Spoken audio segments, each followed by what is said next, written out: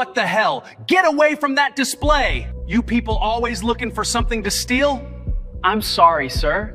I just wanted to read. Read? Don't play games with me, kid. Homeless thugs don't read ancient languages. You probably can't even spell your own name. Now get out before I drag you out.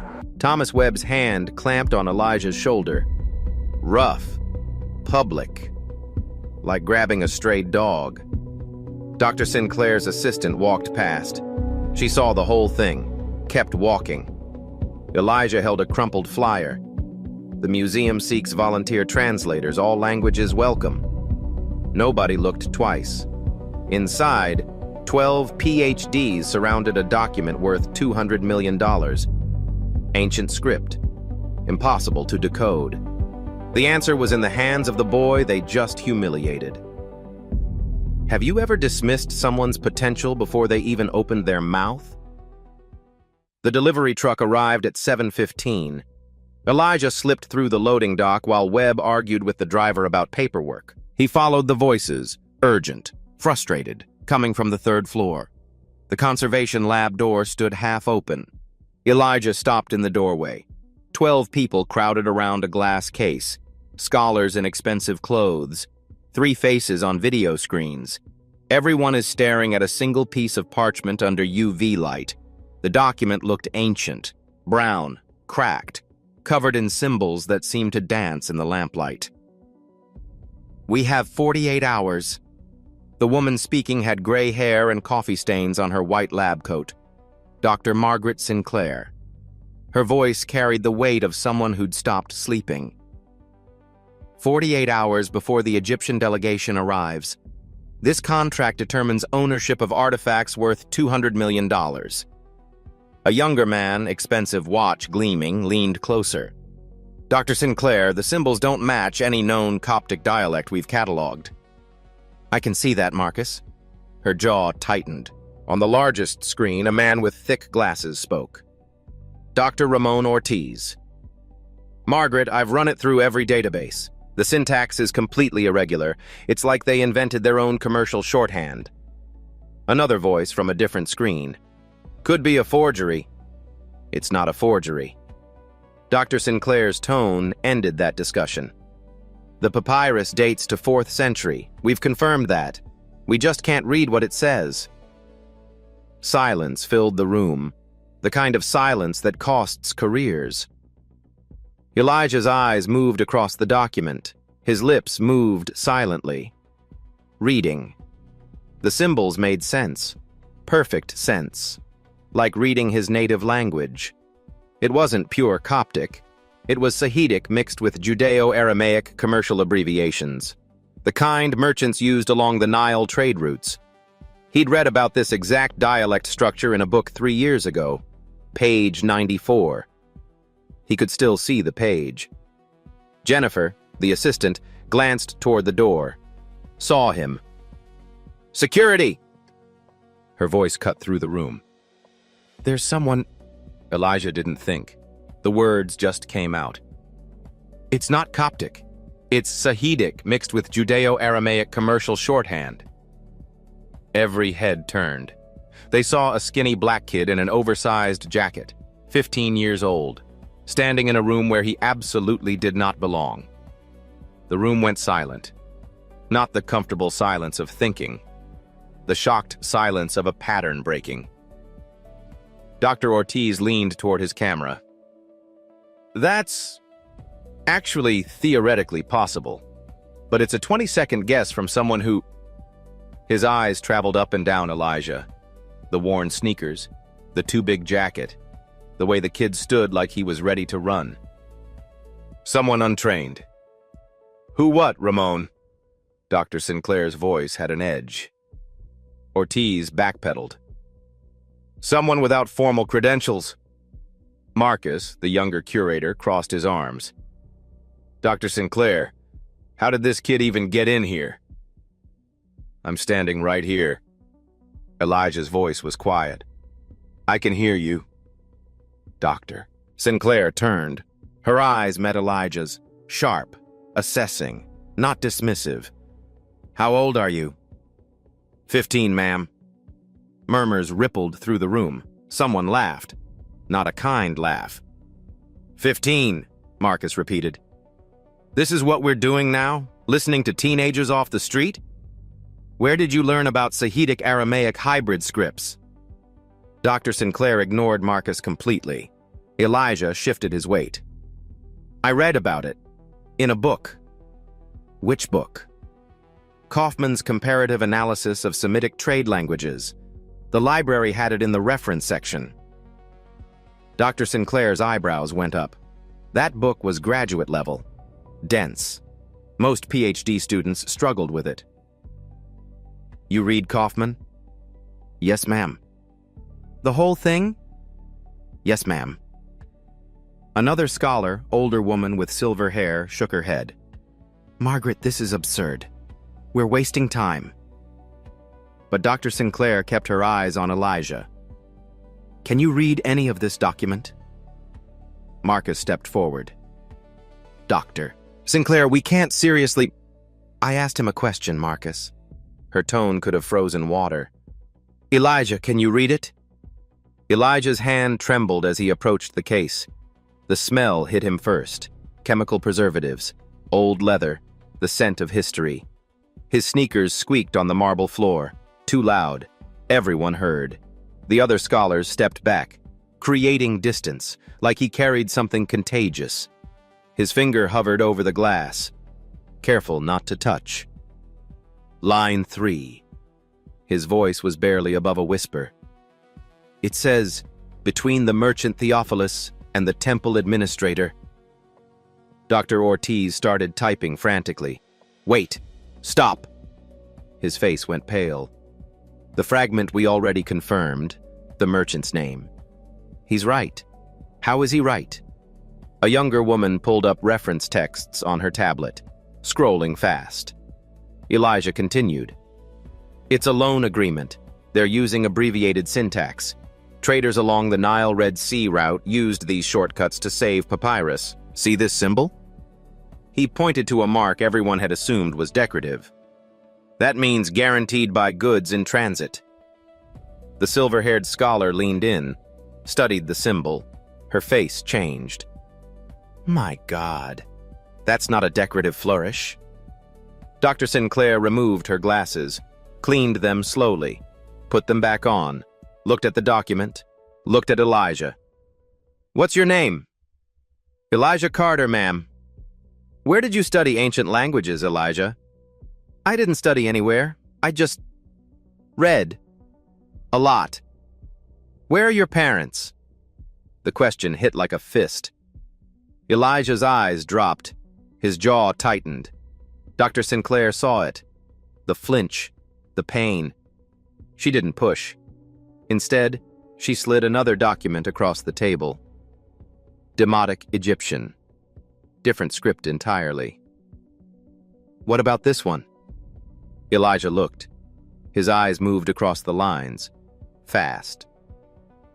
Tax receipt. 26th Dynasty. The taxpayer is complaining about the assessment rate. Says the provincial administrator is corrupt. A scholar laughed.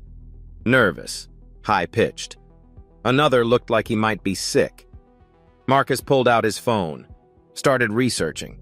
Trying to fact-check a homeless teenager in real time. Dr. Ortiz's voice came through the speaker.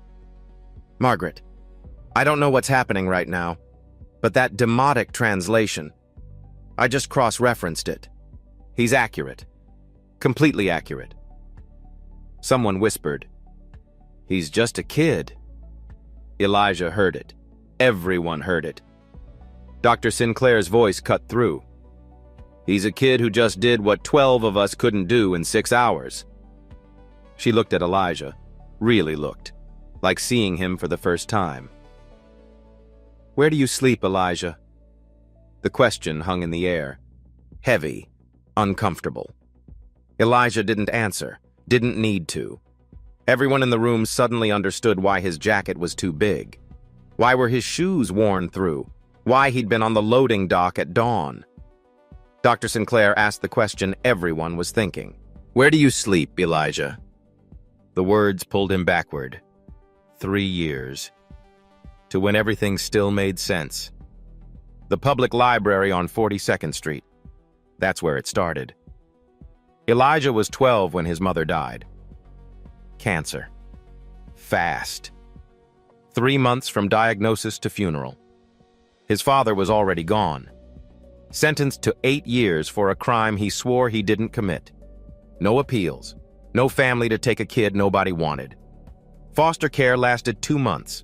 The family was nice enough, but their son wasn't. And when things went missing, everyone believed the foster kid did it. Elijah learned fast. When you're black and poor and not really theirs, you're always the easy answer. He ran. The library became home. Open until 9. Warm. Safe. Full of books that didn't judge. Mrs. Carter noticed him first. The Korean librarian in her 60s who'd worked reference for 30 years. She saw him memorizing textbooks, entire pages, word for word. "You have hyperlexia, don't you?" She didn't ask loud enough for others to hear. "Photographic memory?" Elijah nodded. "What do you like to read?" "Everything. But I really like the old languages, the dead ones." Mrs. Carter's expression softened. "Why the dead ones?" "Because they can't judge you. They just exist. They're beautiful, and nobody speaks them anymore, so they can't tell you you're not good enough." 27 books. That's how many linguistics texts lived in the library's collection. Elijah read them all, some twice. The words stayed in his head like photographs. Perfect recall, every symbol, every grammatical rule, every footnote. Ancient languages made sense. They had rules, patterns, logic, unlike the world that took his mother and father and any chance at normal. Then the library closed. Renovations, budget cuts. Temporary, they said. 6 months, maybe more. Elijah lost his sanctuary. 6 months of subway platforms, museum steps, shelter beds when available, always moving, always one security guard away from another confrontation. He kept one book, water damaged, spine broken, a discard stamp in red ink. Introduction to Semitic Languages. Some nights when sleep wouldn't come, he'd read it by streetlight, the same pages over and over, remembering when he had a place that wanted him. Now he stood in a room full of scholars who'd gone to the best universities, who had families and homes and health insurance, and he could read what they couldn't. Dr. Sinclair made her decision in 3 seconds. "I need you to stay. Help us finish this translation." Security guard Webb still stood in the doorway, arms crossed. "Dr. Sinclair, is this wise? He's just a kid who broke in." She didn't look at him. "He's more qualified than half the people in this room. I'll take full responsibility."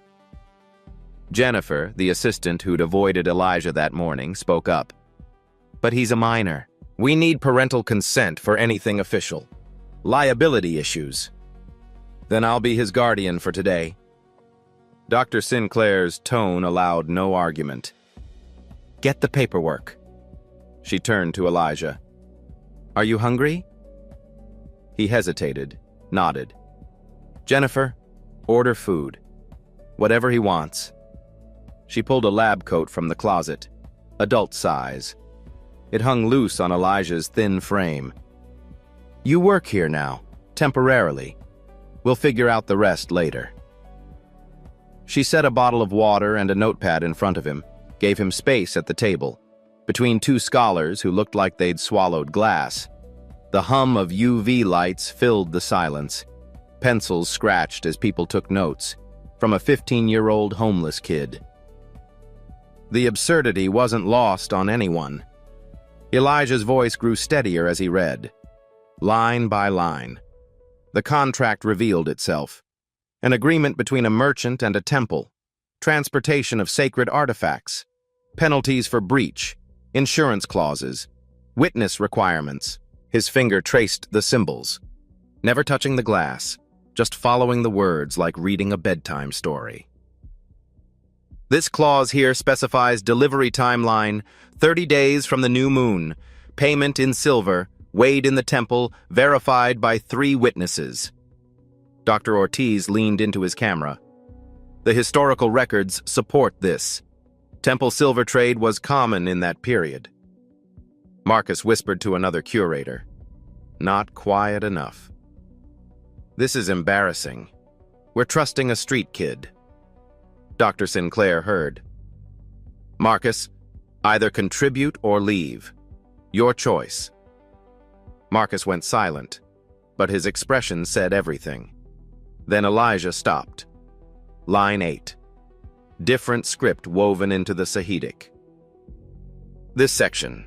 I need a minute. What is it? Dr. Sinclair asked. Old Nubian. I've only seen it once, in one book. Let me... He closed his eyes. The room watched, some skeptical, some curious, all uncomfortable. Elijah's fingers moved in the air, tracing invisible text. His lips moved silently, recalling pages he'd read years ago. 90 seconds passed. Felt like hours. His eyes opened. It's a witness clause.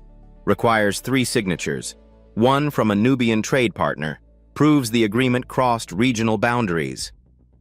The silver-haired scholar pulled up records on her tablet, scrolled. Her eyes widened. Nubian trade witnesses were standard for high-value contracts crossing Egyptian Kushite territories. This is correct. Dr. Ortiz's voice crackled through the speaker. How old were you when you read about old Nubian? 13. Someone made a sound, half laugh, half disbelief. You memorized a book about old Nubian at 13? Another scholar's voice carried pure skepticism. I don't try to memorize. It just stays. Dr. Sinclair's phone buzzed. She glanced at the screen. Her expression tightened. The museum director wants an update. She looked at Elijah, the kid who'd been thrown out 2 hours ago, who was now translating a document worth millions. I need to tell him something. Are you certain about this translation? Elijah met her eyes. Yes, ma'am. I'm certain.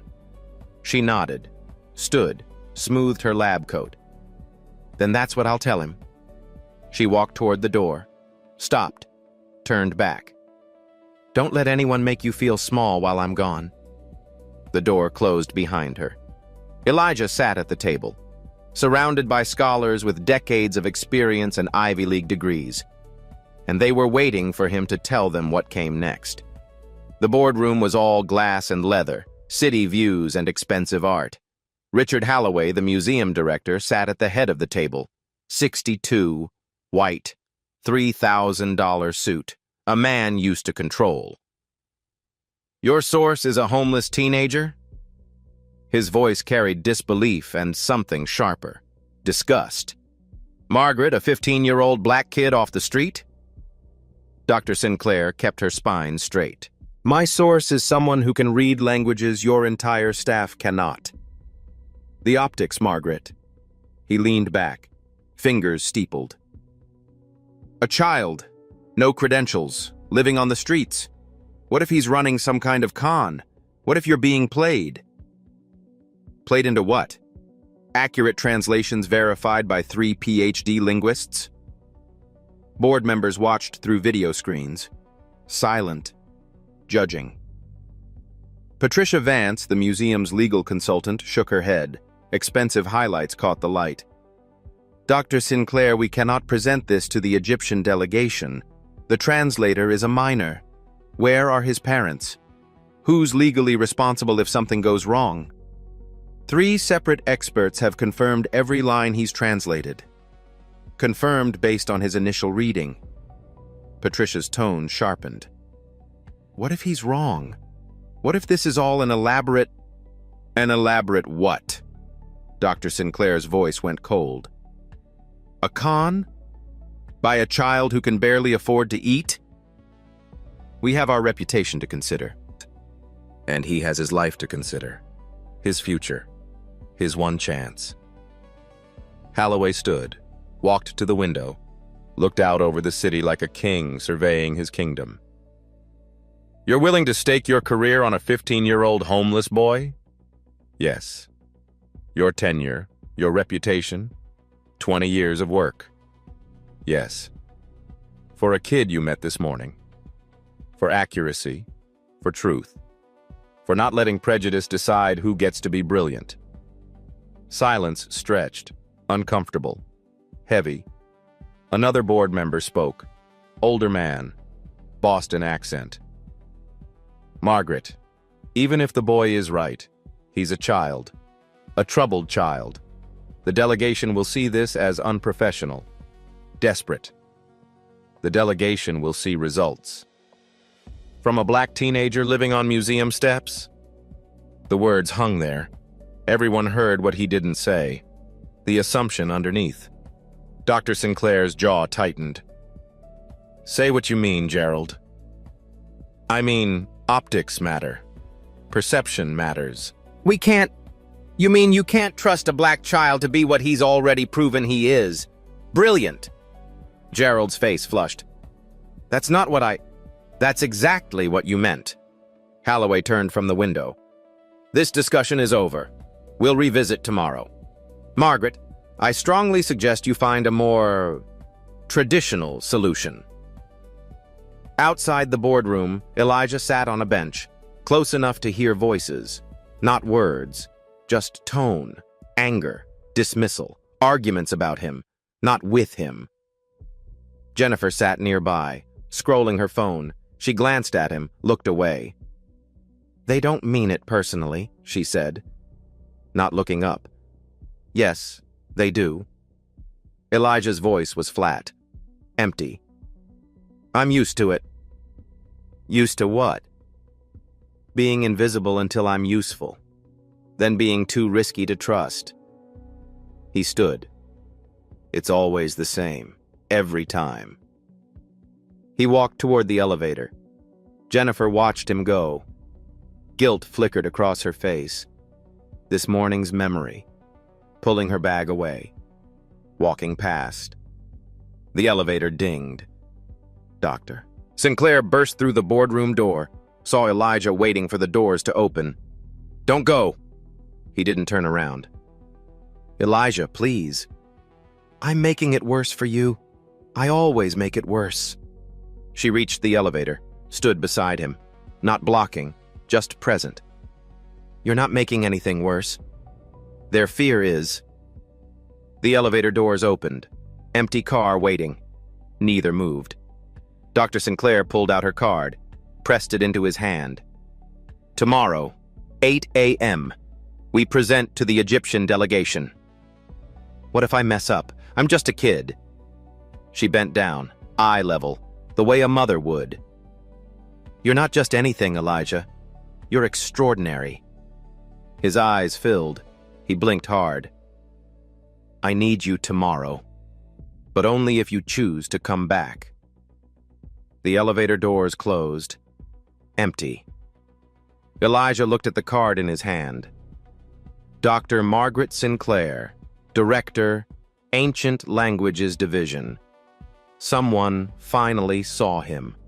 Really saw him. The question was whether he was brave enough to show up again. 7:55 a.m. Elijah stood outside the museum. Same worn jacket, hair combed with water in a subway bathroom. Dr. Sinclair waited inside.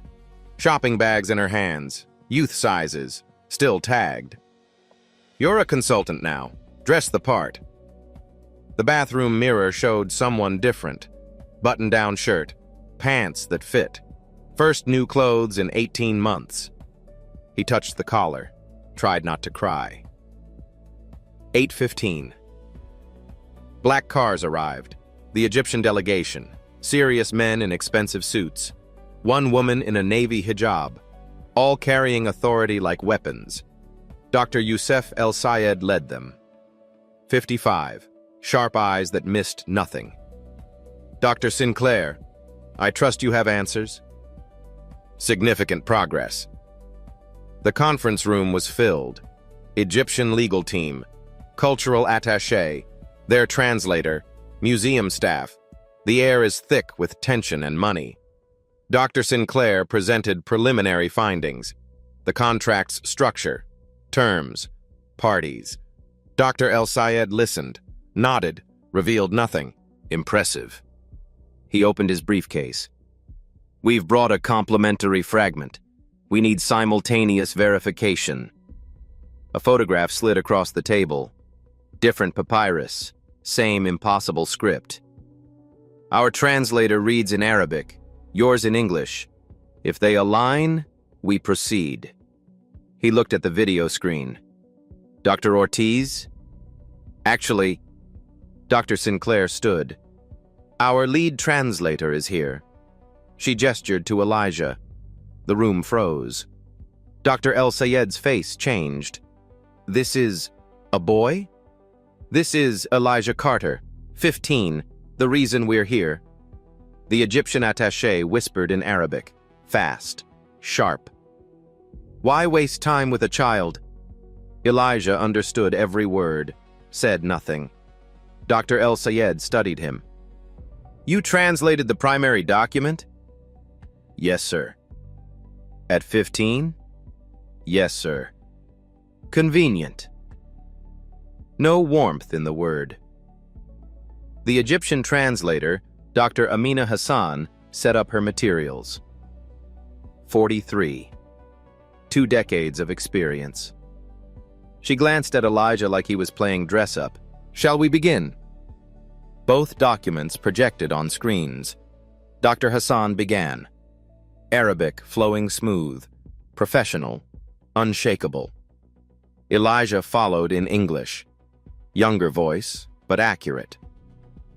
In the name of the Merchant Guild, witnessed by the Temple Council, payment rendered in silver, weighed and verified. Perfect synchronization. Same dates, same names, same terms. Clause 7. Both stopped. Dr. Hassan switched to English. This section references, Elijah finished, a third party, Nubian witness. We identified him yesterday. She stared. You know Nubian witness protocols? Yes, ma'am. Standard cross-regional trade structure. Your Sahidic pronunciation. Where did you study? Books. Library books. Is it wrong? She removed her glasses, cleaned them, put them back. No, it's museum quality. Long pause. From library books? Yes, ma'am. Dr. El Sayed watched this exchange, silent, assessing.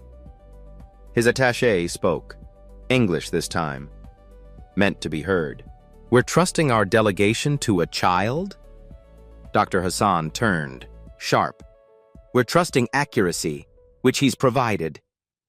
She looked at Elijah, really looked, without doubt. Your reading is correct, completely correct. The validation hit like oxygen. Elijah's hands shook under the table. Voice stayed steady. Thank you, ma'am. Dr. El Sayed stood. 30-minute recess. Everyone filed out. Dr. Hassan approached Elijah. How many languages have you taught yourself? 7 ancient, a few modern. At 15? Yes, ma'am. She handed him her card. Cairo University, Department of Linguistics. When you're older, contact me for formal study. She paused. Colleague to colleague. That word. Colleague. Nobody had ever called him that. Dr. El Sayed returned from recess, his team behind him, faces unreadable. We need clarification on the translator's credentials. Silence. Heavy. Waiting. Dr. Sinclair stood. Elijah is 15 years old. He has no formal degree. No school record for the past 18 months. Museum Director Holloway went pale. Margaret, she continued, louder. What he has is photographic memory and a gift 3 universities missed. Her voice filled the room. He's been homeless for 6 months. taught himself 7 ancient languages in a public library, and he's the only reason we're having this conversation. Dr. El-Sayed turned to Elijah. You taught yourself? No teachers? Yes, sir. At 15, you read Sahidic, Aramaic, Demotic, Nubian, and Greek, Latin, Akkadian, Middle Egyptian, sir. The Egyptian delegation exchanged glances, whispers in Arabic. Layla Hassan, the cultural attaché, spoke up. Dr. El-Sayed, Cairo has programs for child prodigies. The university offers full scholarships. Dr. Sinclair stepped forward, protective. With respect, Ms. Hassan, Elijah is American. We need programs here. He shouldn't have to leave his country or be homeless to be valued. She looked at Elijah, looked at something fierce in her eyes, like a mother defending her child. Elijah's eyes filled. Nobody had fought for him like this since his mother died. Dr. El-Sayed walked slowly around the table, stopped in front of Elijah. Stand up, young man. Elijah stood, tried not to shake. If we proceed with this translation as our legal foundation, I have one condition. The room held its breath. Your name will be listed as primary translator on all official documents, academic record, legal filings, international archives. Elijah's voice broke. Sir? At 15, you've accomplished what scholars twice your age cannot. That deserves recognition. He extended his hand. Formal. Official. They shook. Dr. El-Sayed turned to Dr. Sinclair. And you'll ensure he has proper support, education, housing? You have my word. He won't be homeless again.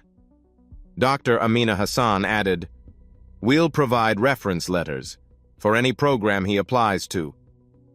Marcus, the junior curator who'd doubted him from the start, stood, approached.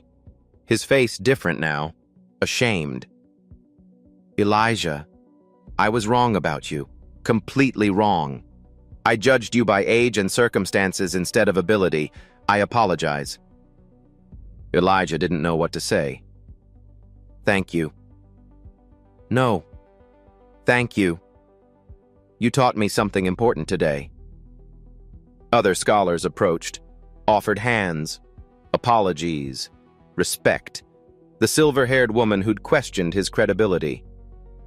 I've been in this field 40 years. What you did today, remarkable. Even Jennifer, the assistant, came over. I'm sorry. For this morning. For pulling my bag away like you were. She couldn't finish. Didn't need to. I see you now, she said quietly. Really see you. Dr. El-Sayed raised his voice. Tomorrow, we sign, with Elijah Carter's name on the document. He looked at the museum director. Non-negotiable. Holloway could only nod. The Egyptian delegation filed out. Dr. Hassan paused at the door. Elijah, Egypt values genius. At any age. Remember that. The door closed. Elijah stood in a room full of people who'd dismissed him hours ago.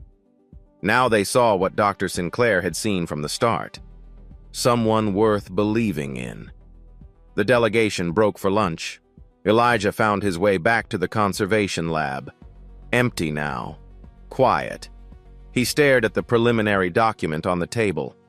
His name typed in black ink. Elijah Carter, primary translator. His finger traced the letters, like they might disappear if he blinked.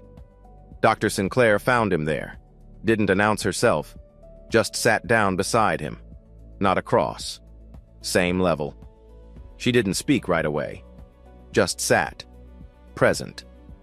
Finally, she broke the silence. My father was a janitor at Harvard. Elijah looked up, surprised. He worked nights. When my mother was sick, he'd bring me with him. I'd read books students left in lecture halls. Philosophy, literature, books I had no business understanding at 12.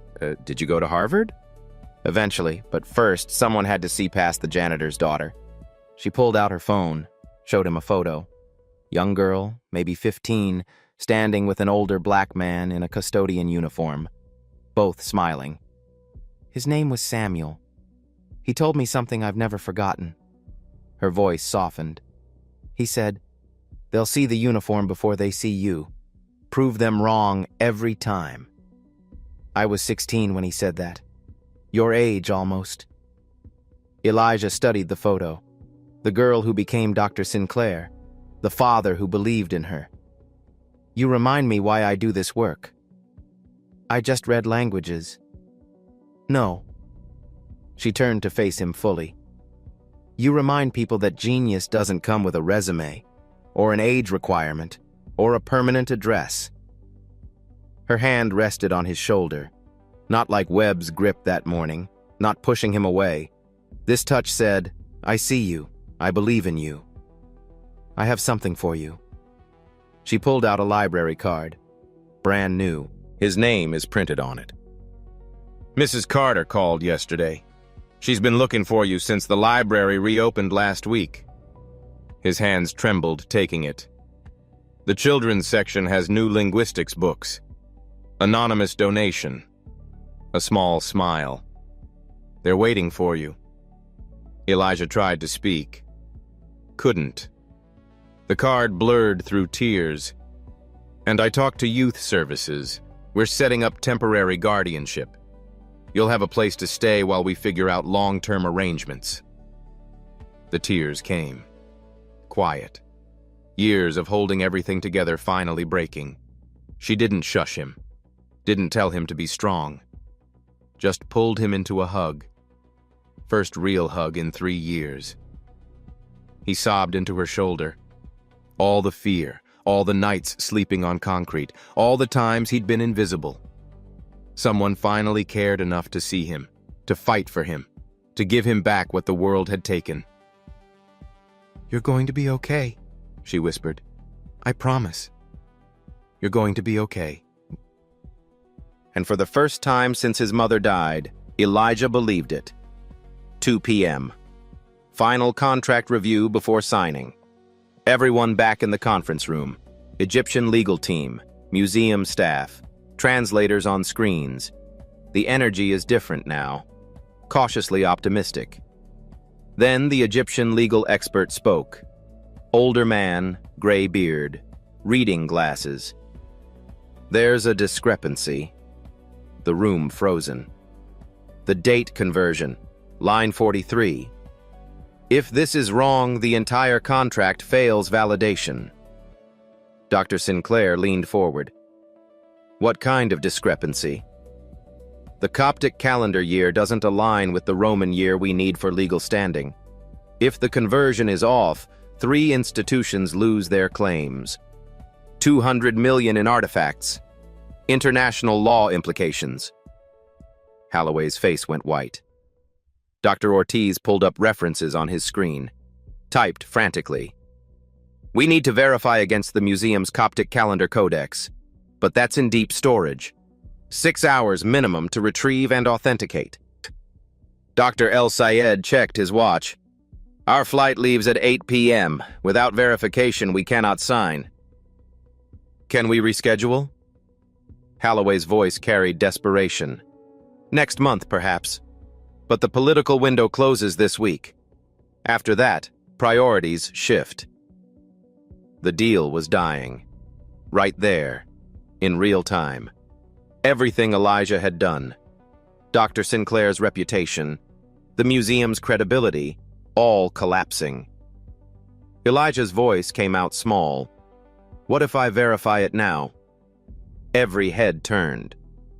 The codex, I read it, 2 years ago, when it was in the public display.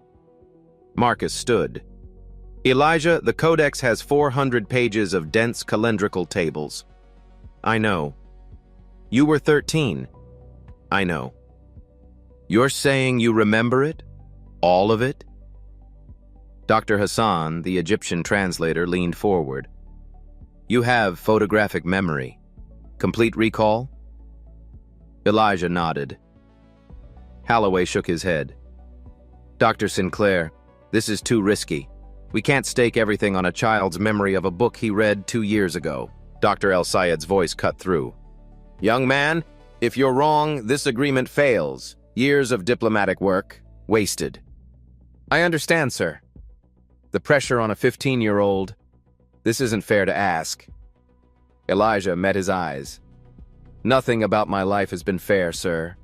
But this I can do. Dr. Sinclair touched his arm.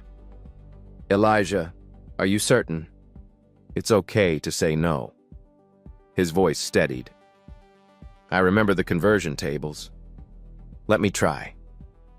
She looked at him, really looked, saw the determination, the certainty. Do it.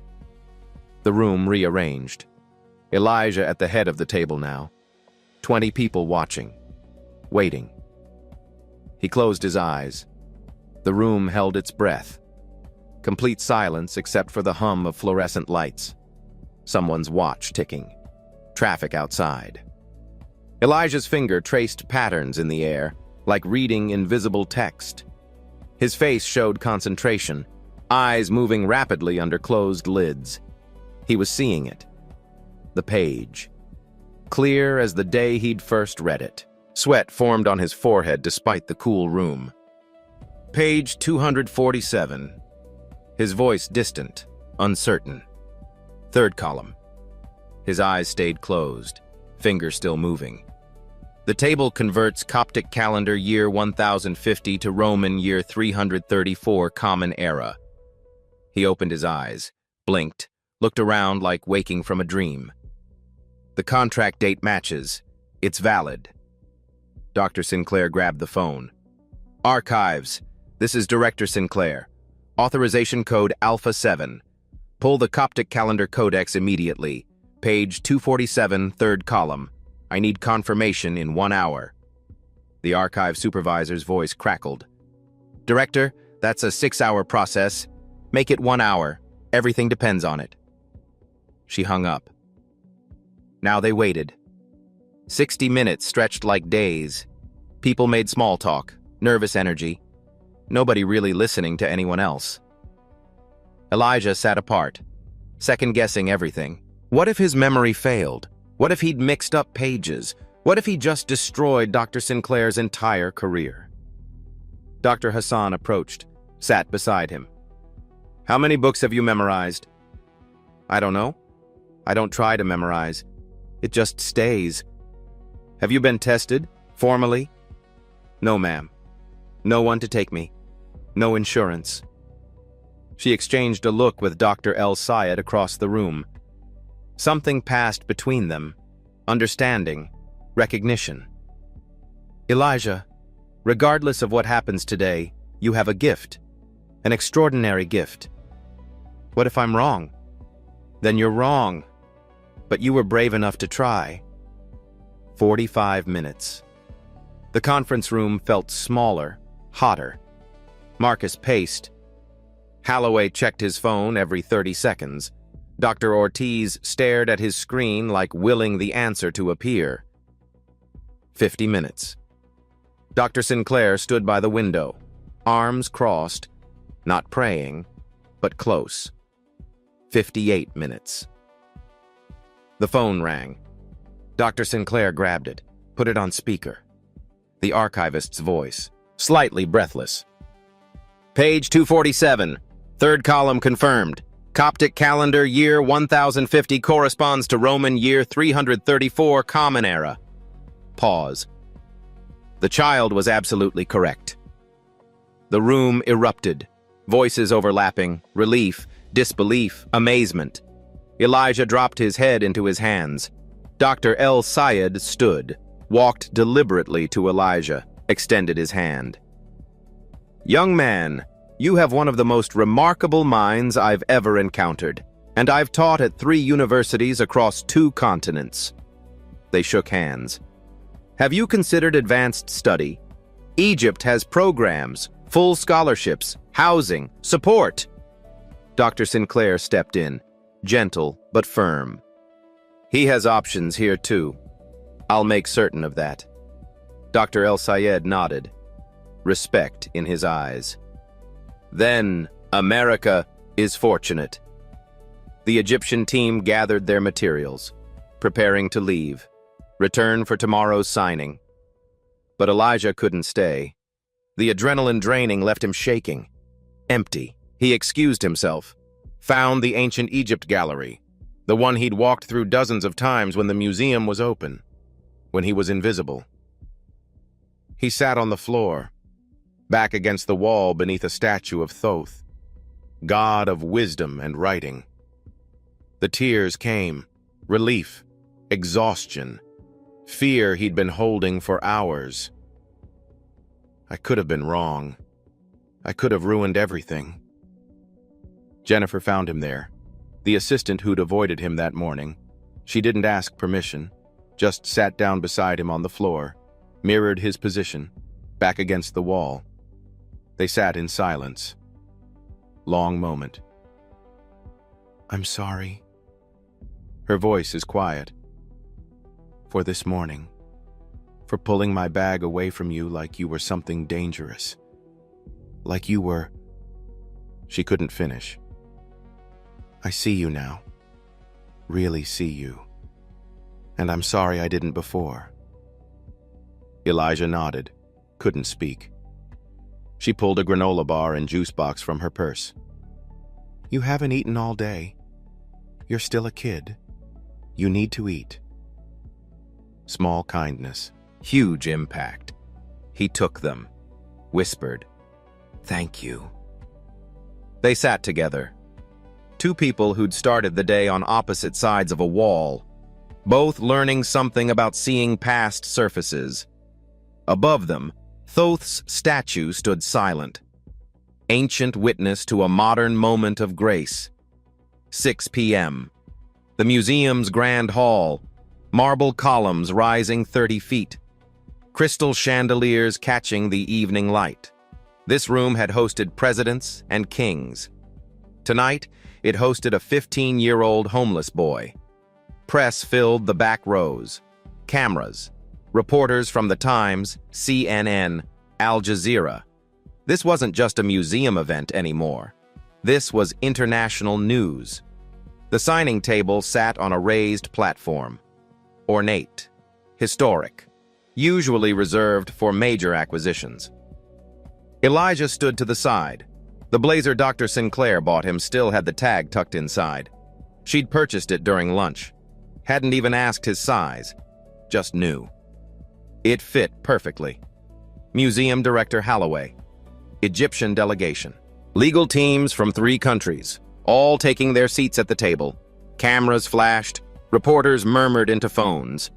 Dr. El Sayed raised his hand. Silence fell. Before we sign, one correction to the document. Concern rippled through the room. Not again. He pointed to the byline, official translator credits. This currently lists institutional translators. Dr. Ramon Ortiz, Dr. Amina Hassan, our respective teams. He looked directly at Elijah. I insist we add primary translation and verification by Elijah Carter, independent scholar. The room went still, then applause. Scattered at first, building, growing, real recognition, public, permanent. His name in the historical record. Holloway had no choice. Not with cameras rolling, not with international witnesses. Agreed. An assistant brought the amended document, printed fresh, notarized on the spot. There, in black ink. Official and real. Primary translation and verification by Elijah Carter, independent scholar. The signing proceeded. Pens on paper, handshakes, flashes of light. Then the press questions began. New York Times reporter. Dr. Sinclair, can you speak to your team's methodology? Dr. Sinclair stepped to the microphone. She didn't hesitate. I can speak to what happened when we almost missed genius because it didn't arrive in the package we expected. She told his story. 15 years old, homeless since 14. self-taught, dismissed repeatedly. Elijah out-translated experts with decades of experience and multiple advanced degrees, not despite his circumstances. His mind simply works at a level most of us cannot comprehend. Pause. Let it land. And we almost threw him out like trash this morning. The room shifted. Uncomfortable truth spoken aloud. CNN reporter called out, "Can we hear from Elijah?" Every camera turned. Microphones extended. Dr. Sinclair gestured. "Elijah?" He approached the microphone like approaching a cliff, terrified, shaking. The microphone stood too tall. Someone adjusted it down for a child. "What do you want people to know?" His mouth went dry. Hands trembled. This morning, he'd been invisible. Now the world watched. Dr. Sinclair nodded encouragement from the side. He found his voice, small, cracking, but honest. "That the library saved my life." The words came slow. "Books were my family when I had no one. And Dr. Sinclair believed me when everyone else just saw a problem to remove." He pointed to her, tears in his eyes. "She saw me, really saw me." His voice broke completely, but he pushed through. "So if there's a kid sitting on museum steps tomorrow, or in a library, or anywhere, just see them, please." The room was silent, phones recording, cameras capturing raw, unfiltered truth from a child. Another reporter. "What's next for you?" Elijah's face showed honest confusion. "I don't know. I've never been able to think about next. I just tried to survive each day." Dr. El Sayed stood, approached the microphone. "Perhaps I can help answer that." After the press left, Dr. Sinclair brought Elijah to her office. Holloway is already there. His expression completely changed from this morning, chastened, respectful. "Elijah, the board held an emergency meeting during the signing." Elijah's stomach dropped. Expected consequences. Expected everything taken away. "They've created a position, youth translator in residence, first of its kind in any major museum." Pause. "It's yours, if you want it." Elijah couldn't process words.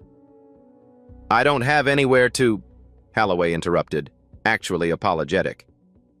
"The position includes housing stipend, full health insurance, educational support, everything you need." Dr. Sinclair continued. "And I've been approved as your temporary legal guardian, until we find permanent placement, or until you're 18, if you'll have me." The room spun. Dr. El Sayed also connected me with Columbia's linguistics department. They're offering a full scholarship. Starts when you're ready for university. First, we help you finish high school properly. She leaned forward, made sure he heard this. "You're not homeless anymore, Elijah. Not unless you choose to be." He couldn't speak, couldn't breathe. She opened her desk drawer, pulled out something official, laminated. Museum ID badge. His photo from this afternoon. First official picture in 3 years. Name, Elijah Carter. Title, Youth Translator in Residence Security Clearance, Research Staff. He took it with both hands, like holding something sacred, fragile, traced his name with one finger. "Is this real?" His voice barely whisper. "I'm not dreaming?" Dr. Sinclair's eyes filled. "This is real. This is earned. This is yours." He clutched the badge to his chest, shoulders shaking, trying not to break down completely.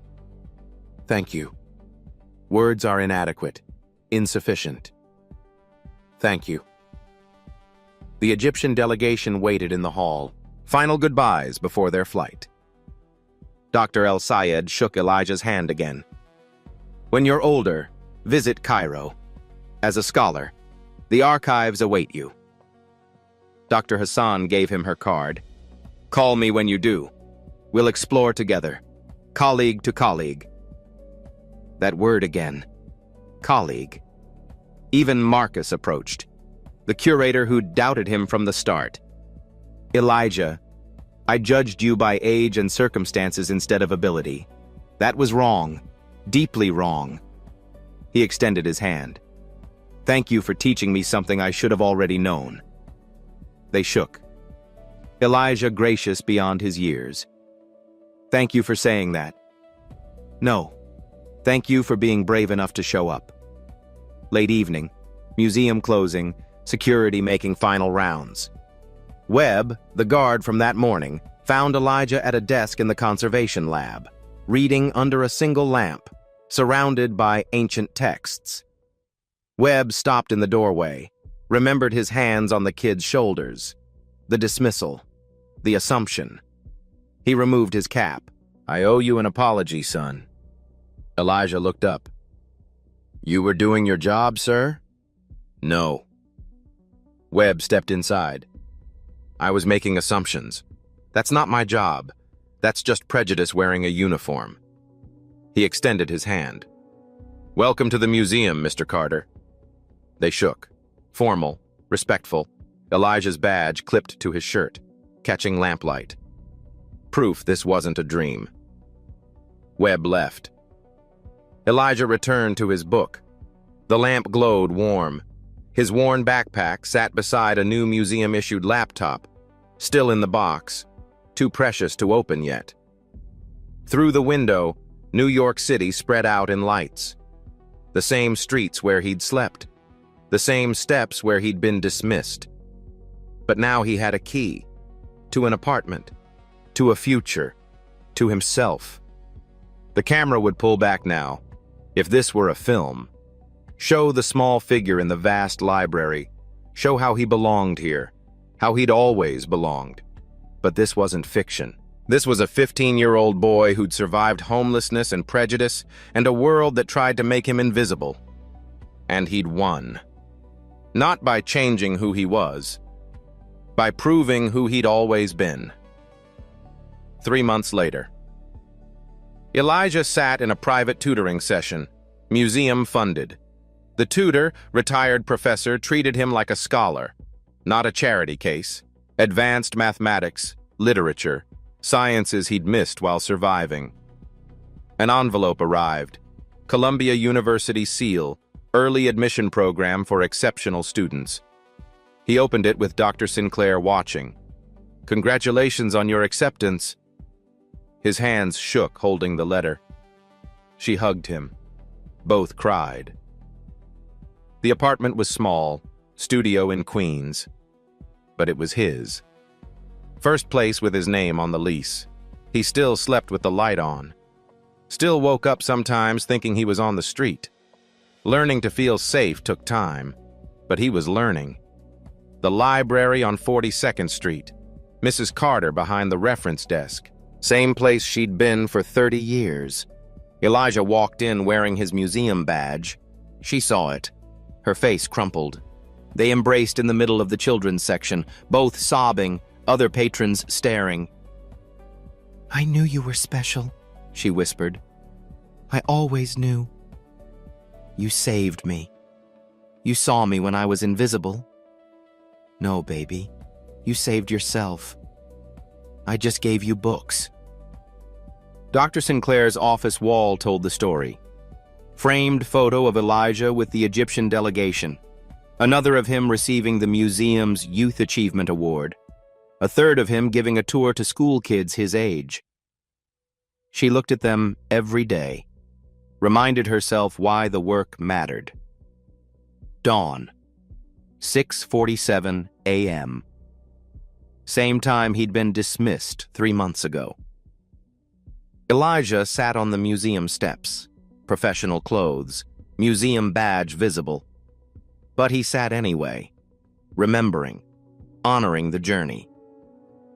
A young girl appeared, 12, black, school uniform worn at the edges, carrying a library book.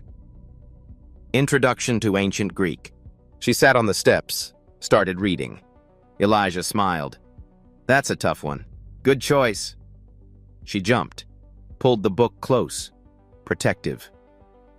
I'm not doing anything wrong. The words hit him. She expected to be moved along, just like he had. I know. I used to sit here too, waiting for the library. She nodded, suspicious. You like languages?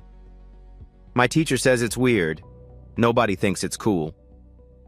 He saw himself at 12, so clearly it hurt.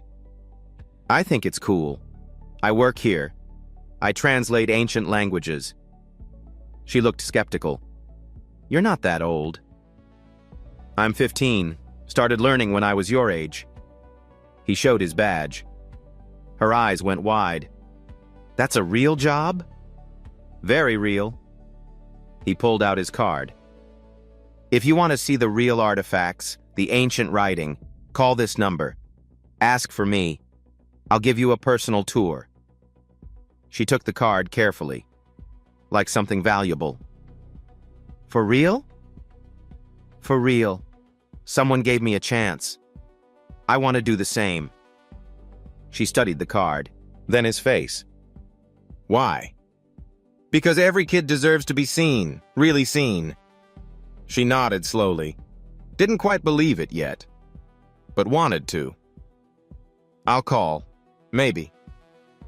I hope you do. She left, clutching his card and her Greek textbook.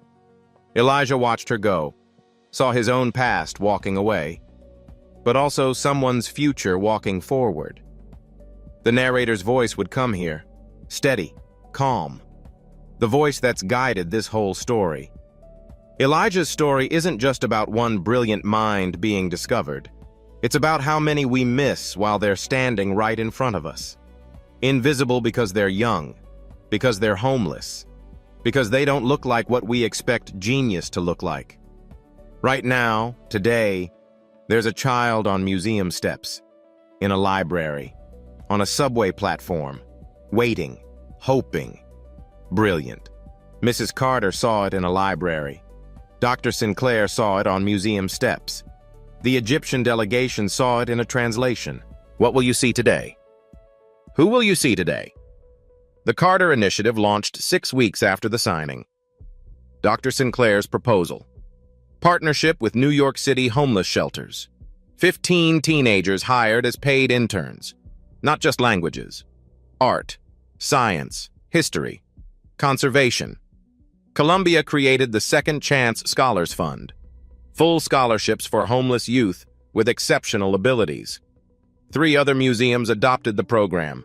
Boston, Chicago, Washington, D.C. Mrs. Carter reopened the library's evening program. Safe space for homeless youth. Books, warmth, hope. One story. One person who chose to see instead of dismiss. Ripples spreading outward. If this story moved you, share it. Tag someone who needs to hear that their circumstances don't define their worth. Comment below. Have you ever been underestimated because of your age? Your background? How did you prove them wrong? Subscribe for more stories about talent hiding in plain sight. And if you can, donate to youth literacy programs. Support your local library. Mentor a young person. Genius is everywhere. We just need to look. Final scene. Elijah at his desk, translating a Byzantine manuscript. Easy work now. What once seemed impossible. Dr. Sinclair enters. Don't stay too late. School tomorrow. I know, Mom. He'd started calling her that. Still made them both emotional every time. She paused at the door. Proud of you, kiddo. Proud of you, too. She left. He returned to his work. And the final words appear. Simple. True. Your next discovery might be the person you almost didn't see. The statistics follow. Real. Sobering. 1.3 million homeless youth in America. 68% have above-average intelligence. Less than 3% access higher education. Resources listed. Ways to help. Numbers to call. The Carter Initiative is fictional, but the need is real. Every library, every museum, every institution can choose to see talent. Will yours? The screen fades, but the question remains. Elijah Carter was 4 hours at a museum at dawn for looking homeless. By sunset, his name was on $200 million contracts. But here's what really gets me. 12 PhDs couldn't crack that ancient text. A 15-year-old sleeping on museum steps did it in minutes. Not because he had advantages, because he learned learning when he had nothing else. Elijah taught himself 7 languages in a library because books were his family. He memorized page 247 of a calendar codex 2 years ago, not for school, just because it was beautiful. The security guards saw a homeless thief. Dr. Sinclair saw Julius in world schools. The difference, she actually looked. One person choosing to see past assumption changed a life. Think about the last person you dismissed before they spoke. The kid you assumed was trouble. The resume you tossed because of the address. Right now, there's a billion mice sleeping in your city's library. 1.3 million homeless youth in America. 68% have above average intelligence. Less than 3% each colleague. Not because they can't, because nobody is looking. Share Elijah's story. Support your local library. They save lives. Comment. When were you underestimated because of how you looked? Your next discovery might be the person that you almost didn't see. The genius doesn't need credentials, just someone brave enough